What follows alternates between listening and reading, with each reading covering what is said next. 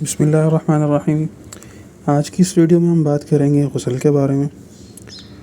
مسلمان کے لیے اس کی طبعی انسانی ضروریات مثلاً کھانے پینے وغیرہ کے بعد سب سے اہم جو چیز ہے وہ غسل ہے، کیونکہ مسلمان کا کسی بھی عبادت کے لیے پہلا ضروری کام اور پہلی شرط یہی ہے کہ وہ پاک ہو، اور پاک ہوا جاتا ہے غسل کے ذریعے۔ ناپاک آدمی نہ تو کوئی عبادت کر سکتا ہے، نہ ہی تلاوت کر سکتا ہے، حتیٰ کہ ناپاکی کی حالت میں اللہ اور اس کے رسول کا نام لینا بھی مناسب نہیں ہے۔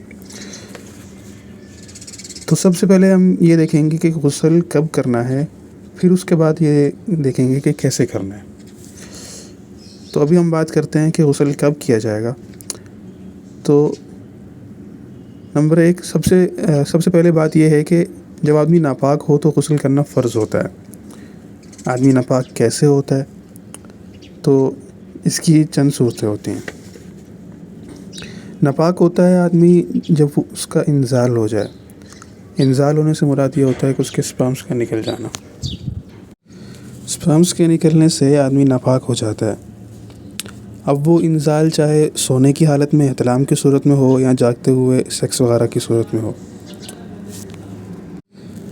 اسی طرح انزال سے ہٹ کر ایک اور چیز ہوتی ہے، مرد اور عورت کا ننگی حالت میں ایک دوسرے کو چھو لینا، یعنی کہ ننگی حالت میں ٹچ ہو جانا ایک دوسرے کے ساتھ، یعنی شرمگاہوں کا ٹچ ہو جانا۔ تو اگرچہ اس وقت انزال نہ بھی ہوا ہو تب بھی غسل ضروری ہو جاتا ہے، فرض ہو جاتا ہے۔ تو تین چیزیں تو یہ ہو گئیں۔ نمبر ایک، احتلام نیند کی حالت میں۔ نمبر دو، جاگتے ہوئے حالت میں سیکس کرنا۔ نمبر تین، ننگی حالت میں ٹچ ہو جانا ایک دوسرے کے ساتھ۔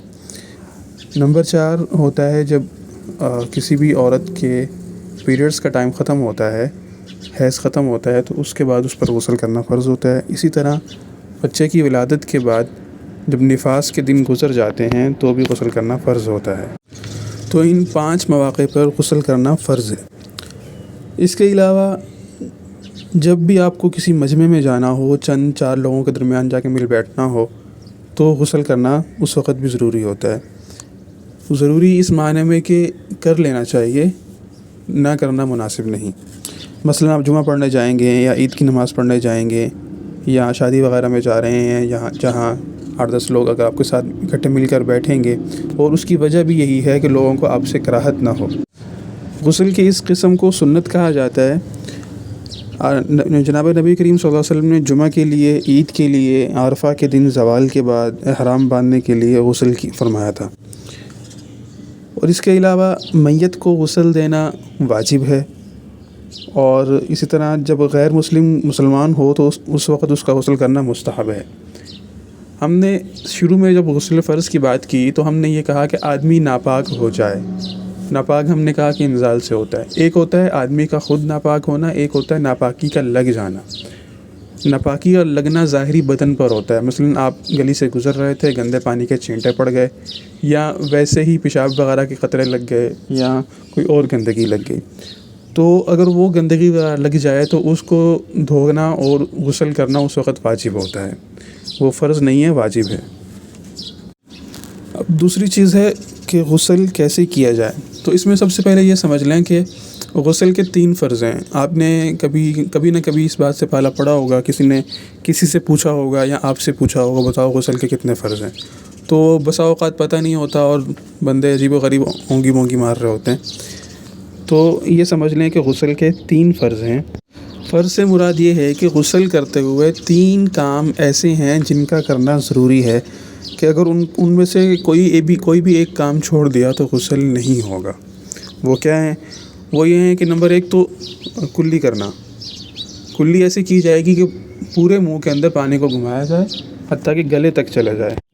پورے منہ کے اندر پانی کا گھمانا ضروری ہے، پورا منہ گیلا کرنا اندر سے۔ اگر پانی گلے کے اندر چلا جائے تب بھی کوئی حرج نہیں ہے۔ نمبر 2، دوسرا فرض ہے ناک میں پانی ڈالنا۔ ناک میں پانی بھی ذرا اچھی طرح ڈالا جائے گا تاکہ وہ اس کی نرم ہڈی تک چلا جائے۔ تیسرا اور آخری فرض ہے پورے جسم پر پانی بہانا۔ پورے جسم پر پانی اس طرح بہانا ہے کہ جسم کا کوئی بھی حصہ، کوئی بھی بال وہ خشک نہ رہ جائے۔ اگر آپ کے بال بڑے ہیں تو بالوں کے نیچے پانی پہنچانا ضروری ہوگا، اس کو کھولنا پڑے گا بالوں کو اگر باندھے ہوئے ہیں۔ اس کے علاوہ آپ نے جسم پر کوئی ایسی چیز پینٹ وغیرہ یا نیل پالش وغیرہ لگی ہوئی ہے جس کی وجہ سے نیچے پانی نہیں پہنچ رہا، تو آپ کا غسل نہیں ہوگا، آپ کو وہ پہلے اتارنا پڑے گا۔ اسی طرح اگر آپ کے ناخن انتہائی لمبے ہیں یا ان کے نیچے میل جم چکی ہے جس کی وجہ سے ناخن کے جو ظاہری حصہ ہوتا ہے، مطلب اگر ناخن کو کاٹا جائے تو گوشت کا جتنا حصہ ظاہر رہنا تھا، ناخن لمبا ہونے کی وجہ سے وہ ناخن کے نیچے چھپا ہوا ہے، اور اگر وہاں پانی نہ پہنچا تو آپ کا غسل نہیں ہوگا، آپ کو اس کو بھی صاف کرنا پڑے گا، اس کو وہاں تک پانی پہنچانا پڑے گا۔ تو اس کا سنت طریقہ پھر یہ بنتا ہے کہ سب سے پہلے آپ اپنے جسم کو جہاں ناپاکی وغیرہ لگی ہوئی ہو اس کو دھو لیں، رگڑ لیں، استنجا وغیرہ کر لیں۔ اس کے بعد آپ کلی کریں اچھی طرح، اس کے بعد ناک میں پانی ڈالیں، اور اس کے بعد اپنے جسم پر پانی بہائیں اور اس کو ہاتھ سے مل لیں تاکہ جسم بالکل پانی پہنچ جائے اور گیلا ہو جائے۔ بس یہاں آپ کا غسل ادا ہو جائے گا۔ اس کے علاوہ باقی چیزیں جو نظافت کے لیے، صاف ستھرائی کے لیے ہیں، وہ اس کے علاوہ اور ایکسٹرا ہیں۔ غسل کے سے اس کا کوئی تعلق نہیں ہے، اگر وہ نہ بھی کی جائیں تب بھی آپ کا غسل ہو جائے گا۔ اور پانی پر کسی بھی قسم کی دعا